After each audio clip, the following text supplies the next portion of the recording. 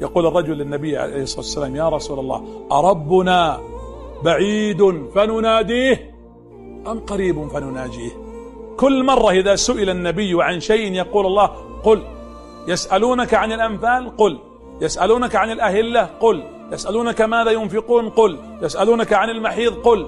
إلا لما قال: وإذا سألك عبادي عني، ما قال قل، قال: وإذا سألك عبادي عني أنا أجيب مباشرة، فإني قريب قريب أجيب دعوة الداعي إذا دعاني. لاحظوا، ما قال أجيب دعوة المؤمن ولا دعوة حافظ القرآن ولا دعوة اللي فقط يصلي، لا شك هؤلاء لهم فضل وقد يكونون إلى الله أقرب، لكن أجيب دعوة الداعي، عموم الداعي، كل من دعا الله تبارك وتعالى استجاب الله له.